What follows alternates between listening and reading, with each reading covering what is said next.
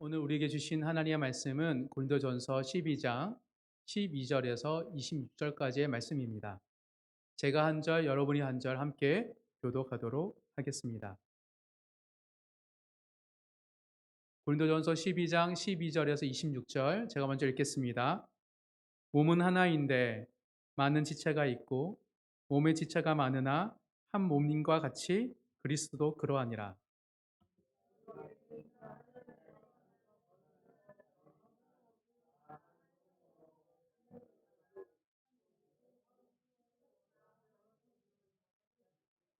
몸은 한 지체뿐만 아니요 여럿이니 발이 이르되 나는 손이 아니니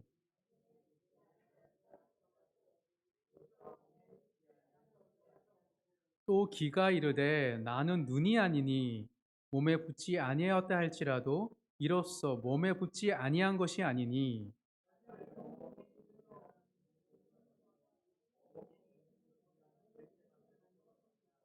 그러나 이제 하나님이 그 원하시는 대로 지체를 각각 몸에 두셨으니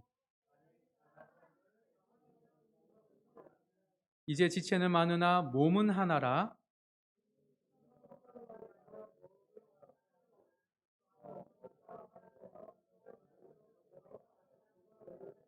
그뿐 아니라 더 약하게 보이는 몸의 지체가 도리어 요긴하고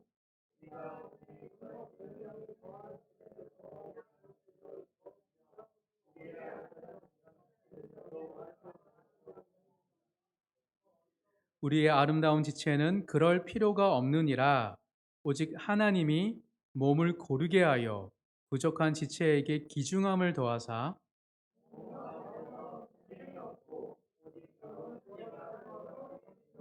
다 같이 읽겠습니다. 만일 한 지체가 고통을 받으면 모든 지체가 함께 고통을 받고 한 지체가 영광을 얻으면 모든 지체가 함께 즐거워하느니라. 아멘. 오늘은 고린도전서 12장 12절에서 26절 본문을 통해 함께 고통을 받고 함께 즐거워하느니라 라는 제목의 말씀을 함께 나눌 때 성령께서 세워가시는 그 교회를 깊이 누리시는 모든 성도님 되시기를 간절히 소망합니다.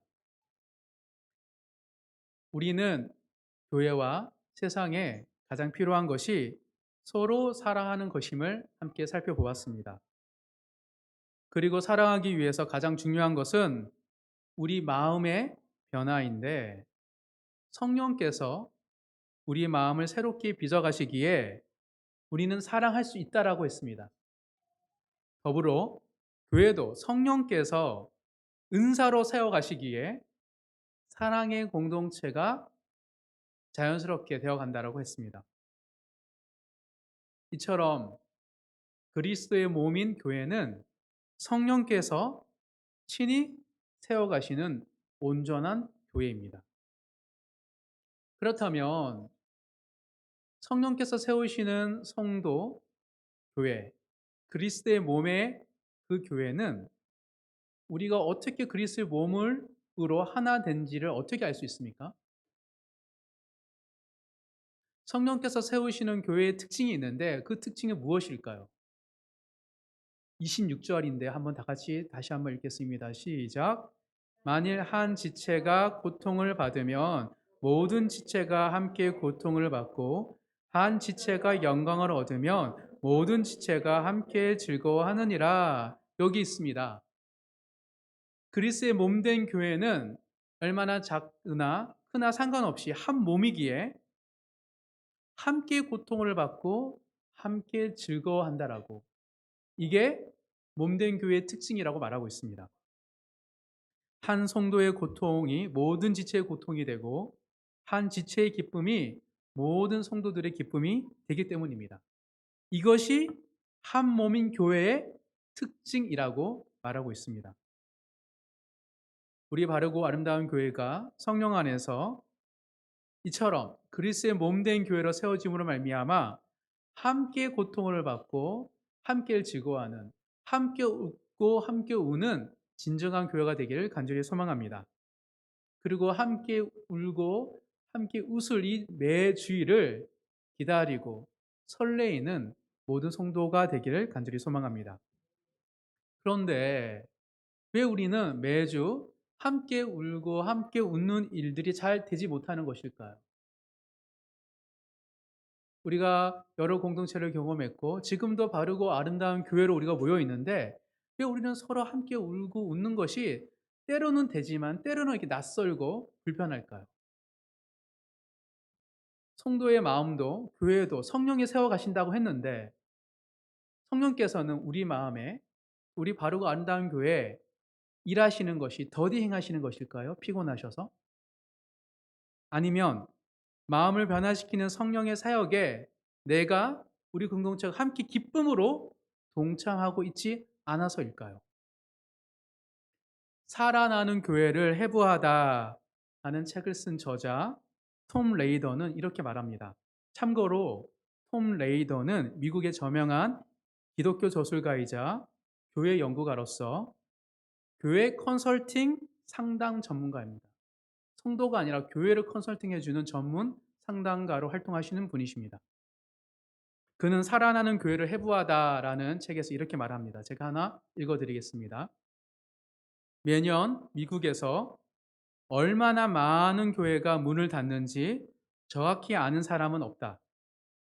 하지만 적어도 7천 개가 넘는다고 보는 편이 정확하며 그 숫자는 점점 늘고 있다. 매일 20개의 교회가 문을 닫고 있다. 그 교회들의 대부분은 죽을 필요가 없었다. 하지만 그 교회들은 죽음을 선택했다. 내 말이 너무 가혹하다는 것을 잘 안다. 하지만 현실이 그만큼 심각하다. 변하지 않으면 죽는다. 몇 년 전 나는 이 현실을 가까이에서 목격했다. 죽음 직전에 이른 한 교회가 남은 교인들에게 메시지를 전해달라며 나를 불렀다. 세태에 가는 교회 건물 안으로 들어가면서 보니 교회 명칭을 적은 팻말이 잡초에 뒤덮여 있었다. 도로에서 교회 명칭을 볼 수 없을 정도였다. 죽음의 징후들이 곳곳에서 감지되었다. 나는 화장실에 들어갈 수가 없었다. 문을 열자마자 말이 나오지 않을 정도로 더러웠기 때문이다. 성전의 예배실 중 한 곳에는 교인이 세금 감면을 위해 기증한 낡은 피아노 한 대가 놓여 있었다. 한 번도 연주하지 않은 흔적이 역력했다. 그 교회는 쓰레기 매립지보다도 더한 쓰레기장이었다. 하지만 시설보다 더 심각한 것은 교인들의 얼굴 표정이었다. 하나같이 풀이 죽어 있었다. 두세 명 교인의 얼굴에는 분노가 가득했다. 그들은 희망을 잃었다. 최소한 그들은 나를 마지막 희망으로 보고 있었다. 내가 변화에 대해서 몇 마디 말을 했던 것을 어렴풋이 기억한다. 그런데 저 뒤쪽에서 한 여성이 내 말을 끊었다. 교회에 남은 교인들은 12명이 채 되지 않았는데 그 여성은 굳이 맨 뒤쪽 좌석에 앉아 있었다. 스크린은 어쩌고요? 스크린이요? 나는 어리둥절해서 물었다. 네, 스크린이요. 여선의 목소리에서 점점 분노가 차오르는 것을 느낄 수 있었다. 이런 것들을 바꾸면 찬송가를 펴지 않고 스크린을 봐야 하는 건가요? 교회에서 스크린이라니 말도 안 돼요. 그러자 몇몇 교인들이 고개를 끄덕였다. 나는 프리젠테이션을 서둘러 마쳤다. 이 교인들은 교회 안에 복음이 충만한 것보다 먼저 쌓인 찬송가가 더 중요하다고 생각했다. 그들은 이미 결정을 내렸다. 그곳에서 더 이상 내 시간을 낭비할 가치가 없었다. 그들은 이미 변화보다 죽음을 선택했다. 희망은 해부를 통해 찾아온다. 우리는 죽음을 향해 가다가 발길을 돌린 수많은 교회를 해부했다. 그리고 그 교회들은 소생했다. 그 교회들은 불가능해 보이는 현실과 교인들 가운데서 회복을 이루었다. 더 단순하게 말해 그 교회들은 살기를 선택했다. 너무 가슴 아픈 이야기입니다. 하지만 놀랍게도 이것은 매우 흔한 이야기입니다. 미국에서 하루에 7천 개가 1년에 문을 닫고 한국에서도 아마 마찬가지로 매일 많은 교회가 문을 닫고 있을 것입니다. 저자는 죽은 교회가 다시 살아나 난 교회와 다른 점을 변화에 대한 결심이라고 그는 강조합니다. 죽은 교회들은 변화보다 죽음을 선택했대요. 놀랍게도. 그리고 살아난 교회들은 변화를 선택했다라고 말을 합니다. 여기서 말하는 변화는 신앙의 본질에 대한 변화가 아니라 어느 순간 교회의 정체성이 되어버린 그 비본질적인 것에 대한 변화를 말하고 있습니다. 사도 바울도 톰 레이더와 같이 지금 고린도 교회를 상담하고 있습니다.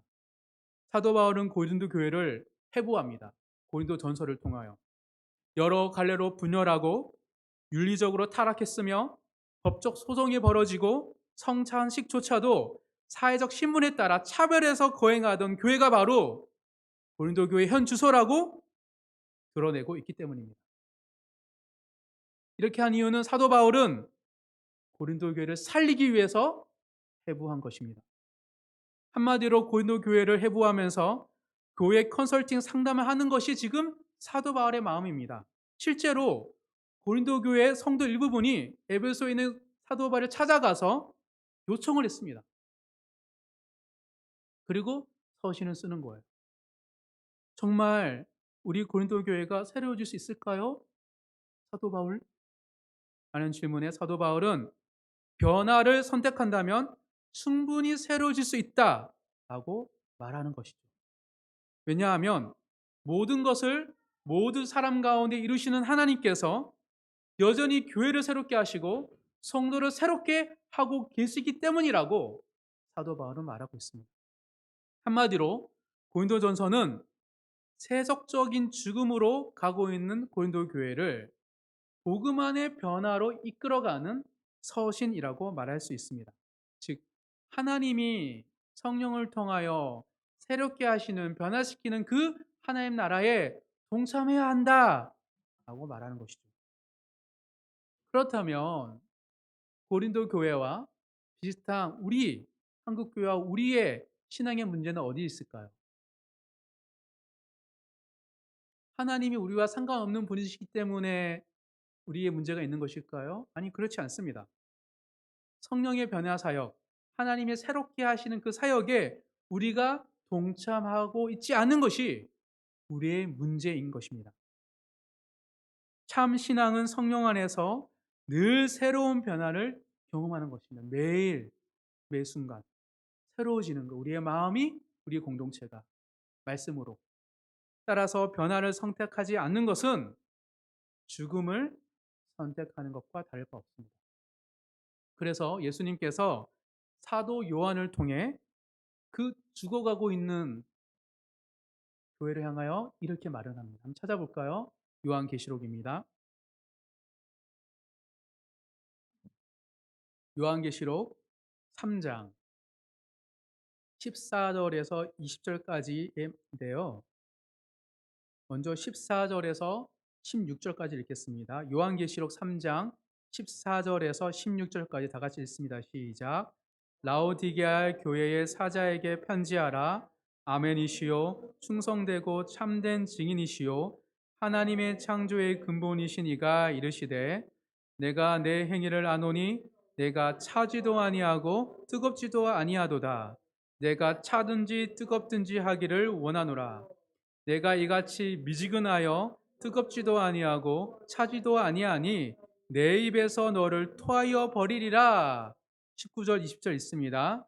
물은 내가 사랑하는 자를 책망하여 징계하노니 그러므로 내가 열심을 내라 회개하라. 볼지어다 내가 문 밖에 서서 두드리노니 누구든지 내 음성을 듣고 문을 열면 내가 그에게로 들어가 그와 더불어 먹고 그는 나와 더불어 먹으리라. 아멘. 우리는 절대 우리 스스로를 변화시킬 수 없습니다. 우리에게는 변화시킬 수 있는 능력과 힘이 없기 때문입니다. 하지만 성령께서 우리를 새롭게 하십니다. 예수의 영이신 성령께서 우리를 변화시킬 수 있도록 예수님께서는 지금 뭐라고 말씀하십니까? 우리의 마음을 문을 열라고 말합니다.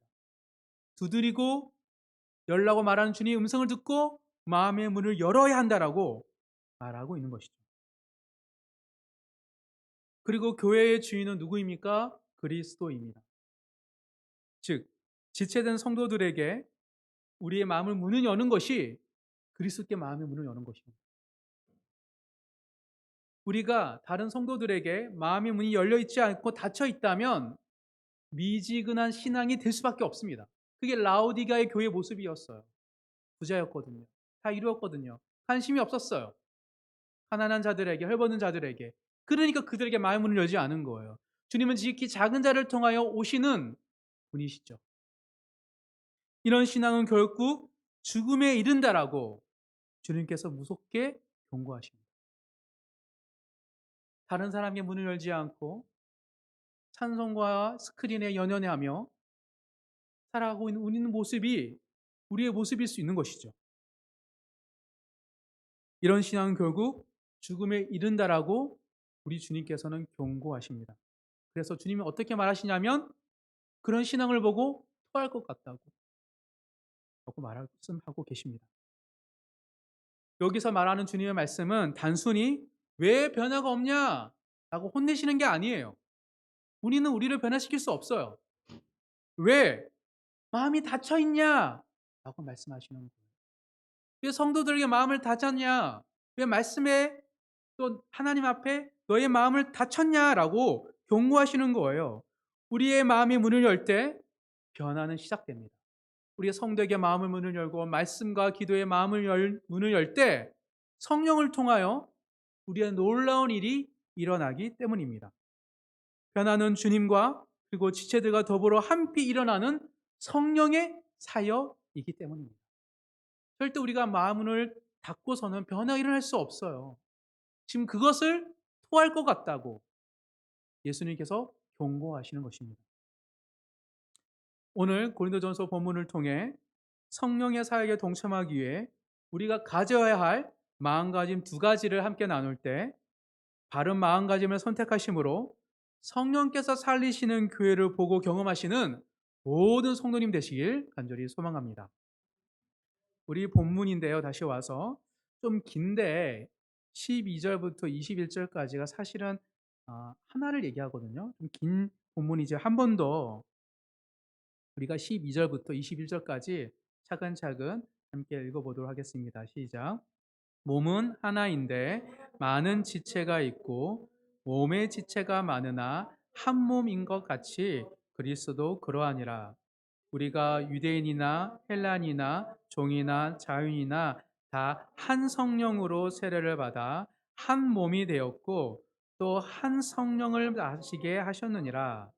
몸은 한 지체뿐만 아니요 여럿이니 만이 발이 이르되 나니 손이 아니니 몸에 붙지 아니하였다 할지라도 이로써 몸에 붙지 아니한 것이 아니요 또 귀가 이르되 나는 눈이 아니니 몸에 붙지 아니하였다 할지라도 이로써 몸에 붙지 아니한 것이 아니니 만일 온몸이 눈이면 듣는 곳은 어디며 온몸이 듣는 곳이면 냄새 맡는 곳은 어디냐? 그러나 이제 하나님이 그 원하시는 대로 지체를 각각 몸에 두셨으니 만일 다 한 지체뿐이면 몸은 어디냐? 이제 지체는 많으나 몸은 하나라. 눈이 손도로 내가 너를 쓸 데가 없다 하거나 또한 머리가 발도로 내가 너를 쓸 데가 없다 하지 못하리라. 지금 사도 바울은 무슨 말을 하고 있는 것일까요?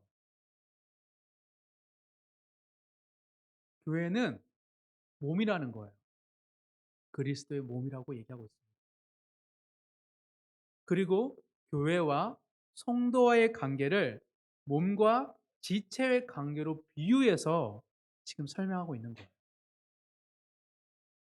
하나의 몸에 지체가 손, 발, 귀, 다리 등 여럿이 있듯이 하나님의 한 교회에 다양한 성도가 있다고 말하고 있습니다. 이거는 전체 보편적인 교회를 말하지 않고 지역 교회를 얘기해요. 고린도 교회, 바르고 아름다운 교회, 누구누구 교회. 그 교회가 하나의 작은 교회로서 몸이래요.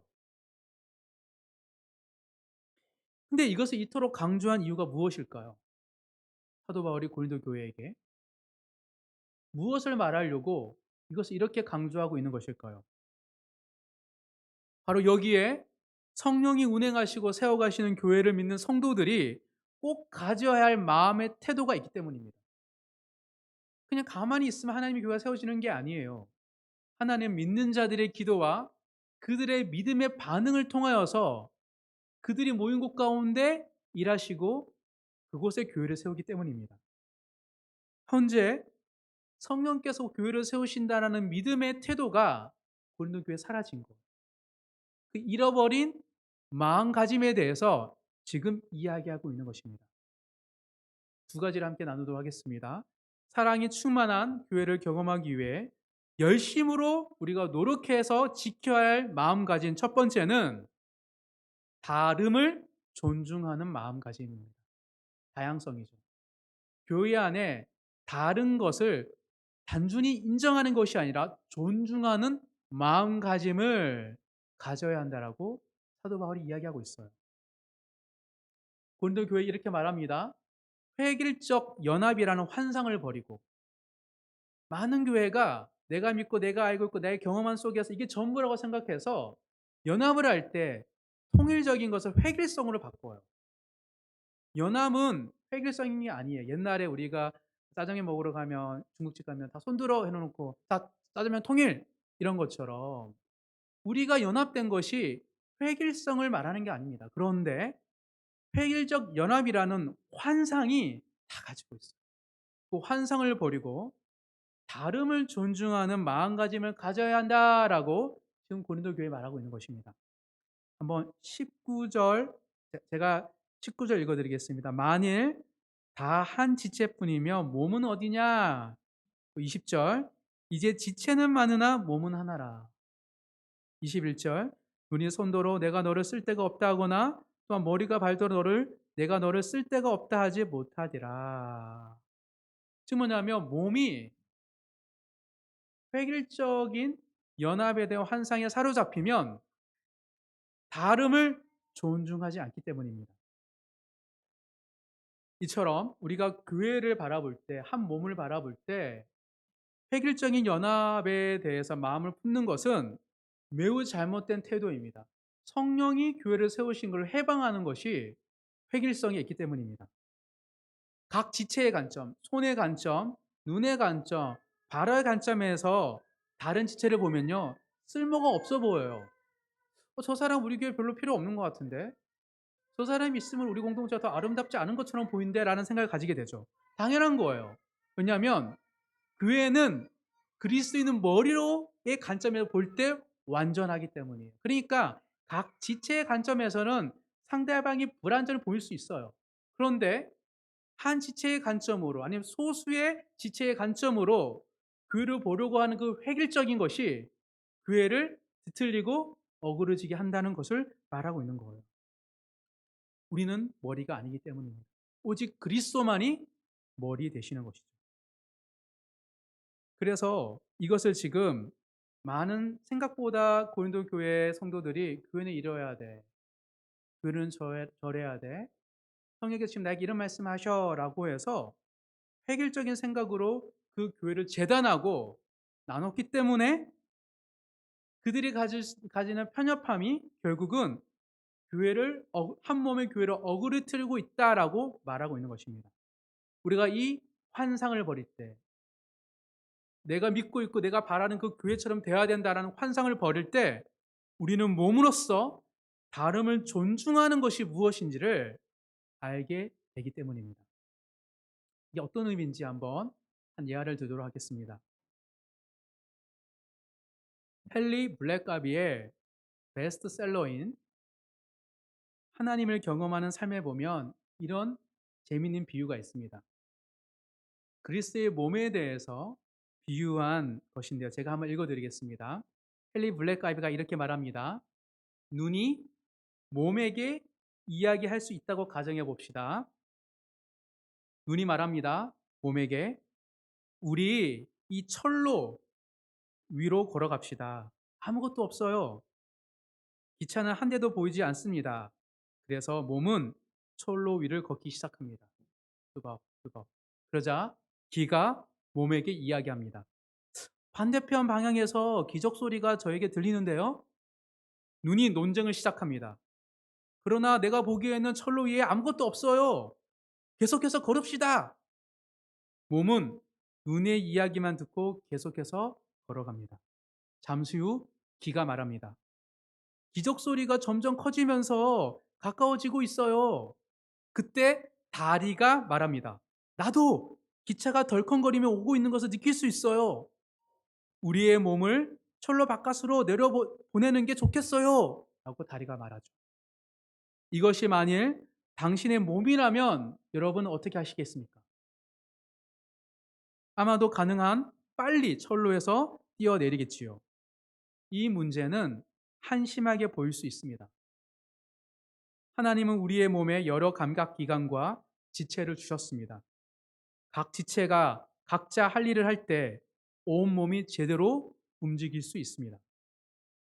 우리의 육체적인 몸에서 우리는 다수결을 따라 투표로 결정을 하거나 갈등을 모른 채 하고 넘어가거나 한 감각 기관만을 믿고 다른 기관을 무시하지 않습니다. 우리 몸이 그렇잖아요. 다수결하지 않잖아요. 그렇게 사는 것은 굉장히 위험합니다. 교회는 그리스도의 몸이기 때문에 모든 지체들이 하나님이 그 교회가 어떤 교회가 되어야 하며 또 어떤 일을 하기를 원하시는가에 대해서 생각을 나눌 수 있을 때 그 역할을 잘 해낼 수 있습니다. 정말 우리 공동체가 그리스도의 몸이라면 각 지체인 성도들이 하나님 뭘 원하지? 라는 얘기들 서로가 나눌 수 있어야 된다는 거예요. 교회는 모든 지체를 통해서 말씀하시는 하나님의 온전하신 조언을 들을 필요가 있습니다. 그럴 때 교회는 하나가 되어서 자신 있게 하나님의 뜻을 행할 수 있게 됩니다. 라고 헨리 블랙가비는 그리스도의 몸이 무엇인지를 비유로 설명하고 있습니다. 너무 잘 표현했죠. 이처럼 하나님은 교회의 다양한 지체들을 통해서 말씀하기를 결정하셨습니다. 교회가 몸이라는 것은 한 사람, 한 지체를 통해서 교회가 이끌어가는 것이 아니라 모든 사람을 통해 말씀하시기를 결정하셨다는 거예요. 그래서 성령께서 각 사람에게 은사를 주시는 거죠. 정말 하나님을 경험하는 삶을 교회를 통하여 누리기 원하신다면 서로의 이야기에 귀를 기울여야 합니다. 어떻게 교회가 그리스도 몸인데 각 지체들의 이야기에 경청 안 할 수 있습니까? 하나님 몸으로 말씀하시는데. 그리고 서로의 이야기를 통해 하나님의 음성을 경청하기 위해서는 어떻게 해야 되죠? 다름을 존중하는 마음을 가져야 돼요. 다르기 때문에 의미 있는 거예요. 나랑 다른 얘기, 다른 생각, 다른 하나님 이야기하기 때문에 정말 하나님 무엇을 원하시는지를 알 수 있는 거예요. 그런데 우리는 자꾸 그거를 막으려고 하죠. 한 사람의 말로 그들의 모든 이야기를 바꾸려고 하죠. 이게 획일성이 가지고 있는 환상입니다. 그것은 성령이 세우시는 온전한 교회를 파괴하고 흐트러지는 거죠. 우리는 다름을 존중하는 바르고 아름다운 교회가 되어서 정말 성령이 무엇을 말씀하시고 어떤 교회를 세우시고 나에게 어떤 말씀을 주시는지를 잘 듣고 경청하는 모든 성도가 되기를 간절히 소망합니다. 고린도 교회가 이걸 잃어버렸습니다. 다름을 존중하는 태도를. 두 번째, 사랑이 충만한 교회를 경험하기 위해서 열심으로 노력해서 가져야 할 마음가짐은 두 번째, 상호 의존적 돌봄의 마음가짐입니다. 상호 의존성입니다. 첫 번째는 다양성이라면 상호 의존성이에요. 돌봄을 리더나 순장이나 목사만 하는 게 아니에요. 일반적인 돌봄은 교회가 아닙니다. 진정한 그리스 몸된 교회는 서로가 돌보는 거예요. 손이 발을 돌보고 눈이 코를 돌보고 서로가 서로를 상호 보완적으로 돌보는 것이 교회의 몸된 교회입니다. 즉 상호 의존적인 돌봄의 마음가짐을 우리가 가져야 해요.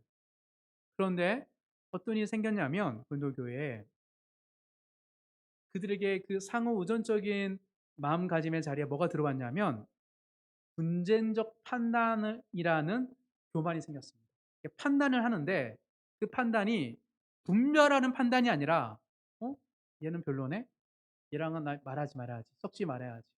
얘는 피해 다녀야지. 분쟁하고 단절하고 손절하는 판단이라는 그 교만이 우리의 심령에, 교회의 심령에, 모든 성도의 심령에 자리 잡히니 뭐가 사라졌냐면 상호 의존적 돌봄의 마음가짐이 사라진 거예요. 두 번째로는 상호 의존적인 돌봄의 마음가짐을 지키려고 마음을 굳건히 가져야 됩니다. 우리 22절부터 25절까지 다시 한번 읽겠습니다. 시작. 그뿐 아니라 우리의 몸이 덜 귀히 여기는 그것들을 더욱 한 것들로 입혀주며 우리의 아름답지 못한 지체는 더욱 아름다운 것을 얻느니라. 그런즉 우리의 아름다운 지체는 그럴 필요가 없느니라. 오직 하나님이 몸을 고르게 하여 부족한 지체에게 귀중함을 더하사 몸 가운데서 분쟁이 없고 오직 여러 지체가 서로 같이 돌보게 하셨느니라. 분쟁이 없고 서로 돌보게 하셨대요. 교회는. 근데 고린도 교회가 분쟁하는 판단을 너무 즐겨했어요. 그래서 고린도전서 1장 12절에 보면 내가 이것을 말하거니와 너희가 각각 이르되 나는 바울에게, 나는 아볼로에게, 나는 게바에게, 나는 그리스도에게 속한 자라 한다는 것이다. 분열이 일어났어요.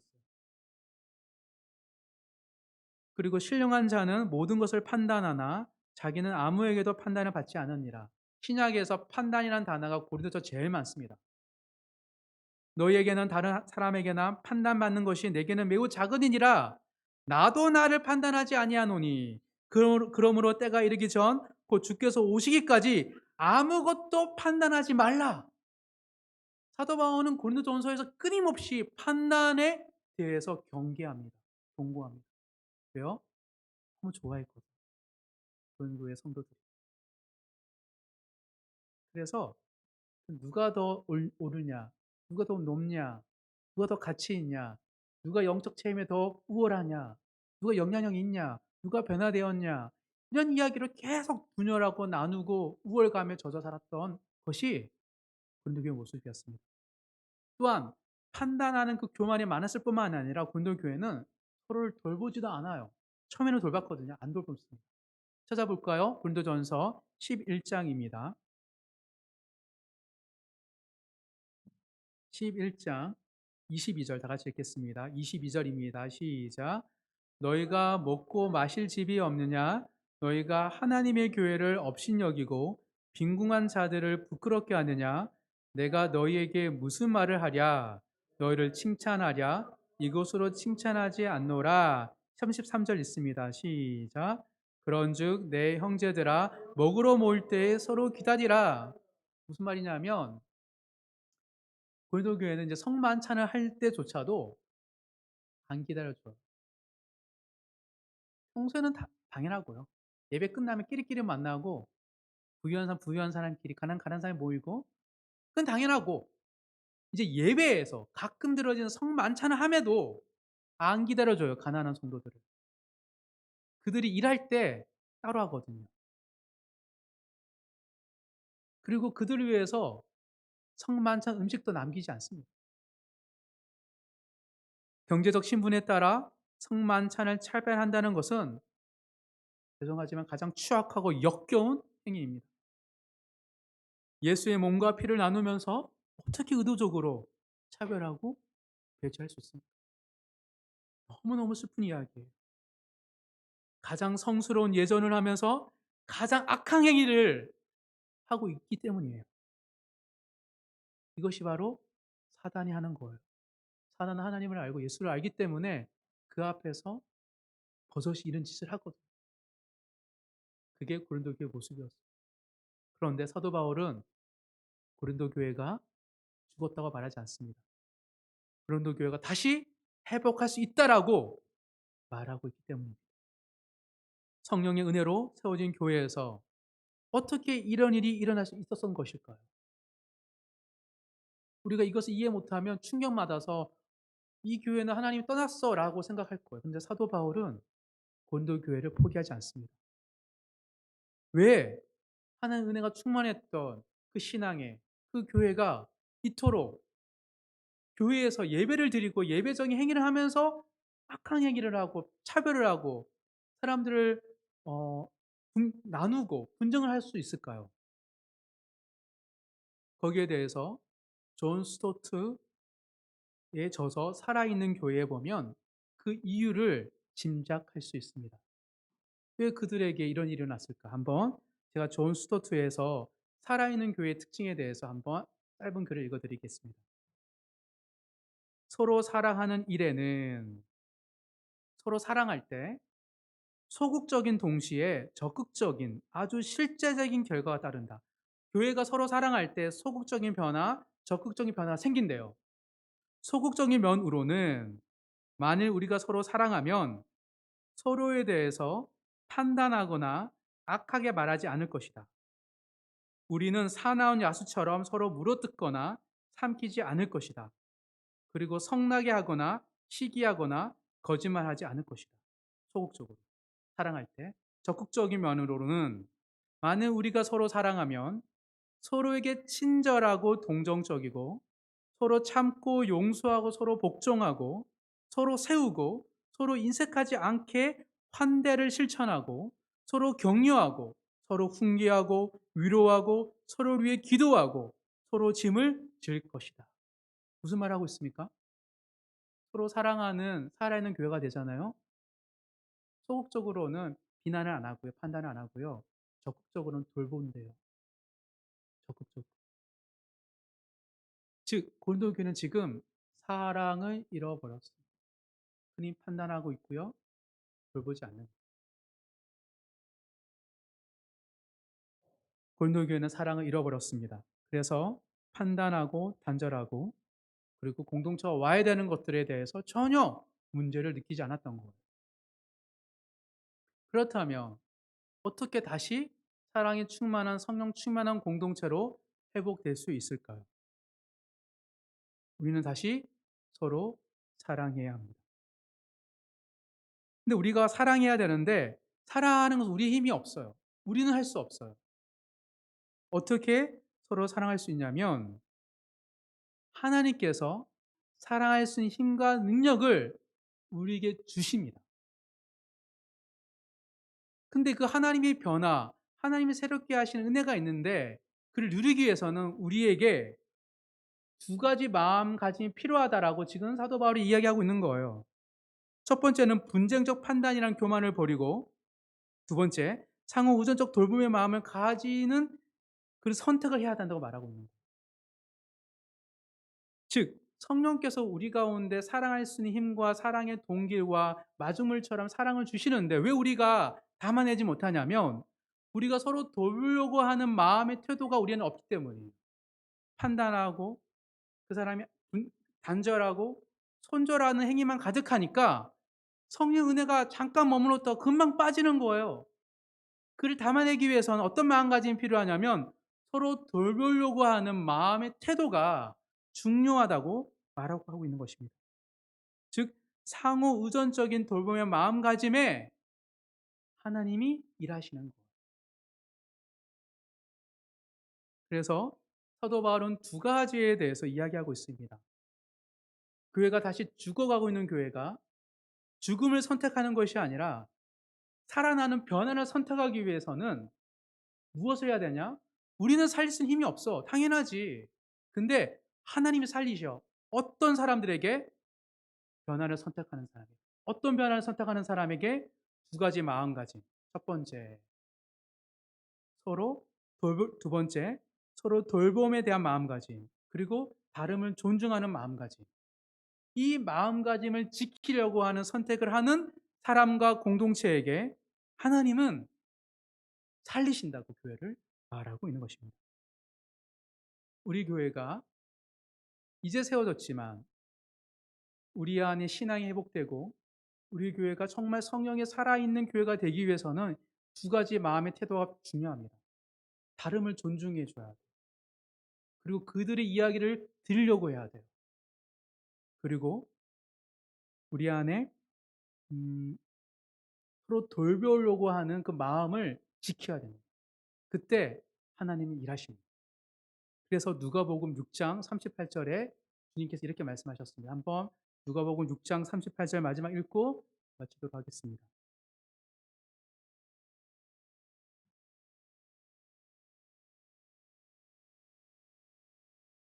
누가복음 6장 38 절입니다. 누가복음 6장 38절 주님께서 하신 말씀 다 같이 읽겠습니다. 시작. 주라 그리하면 너에게 줄 것이니 곧 후히 되어 누르고 흔들어 넘치도록 하여 너에게 안겨주리라. 너희가 헤아리는 그 헤아림으로 너희도 헤아림을 도로 받을 것이니라. 네, 놀라운 얘기를 하고 있습니다.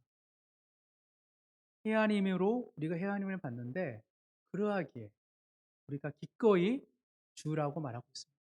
주는 자, 베푸는 자의 마음가짐과 그의 태도와 그의 삶에 하나님 은혜가 담긴다라고 말하고 있는 것이죠. 우리가 서로를 돌보고 서로의 다름을 인정하고 존중할 때 하나님은 놀라운 일을 행하실 줄 믿습니다. 이렇게 살아가는 바르고 아름다운 교회 되기를 간절히 소망합니다. 말씀을 정리하겠습니다. 두 가지 마음가짐을 선택해야 됩니다. 성령께서 교회를 세우시면 함께 고통을 받고 함께 즐거워하는 사랑이 충만한 공동체가 되어갑니다. 사랑은 우리의 힘으로 되는 것이 아닙니다. 주님의 은혜로 사랑할 수 있는 것이기 때문입니다. 단지 우리는 하나님의 주권적 은혜에 대한 바른 마음가짐으로 믿음을 드릴 때 이것을 경험할 수 있습니다. 다름을 존중하는 마음, 상호 우정적 돌봄의 마음가짐을 열심히 다해 선택할 때 성령의 놀라운 생명의 변화가 우리 가운데 충만한 것을 보게 될 줄 믿습니다. 성령이 친히 새롭게 세우시는 교회를 경험하는 모든 성도님 되시길 주님의 이름으로 축복합니다.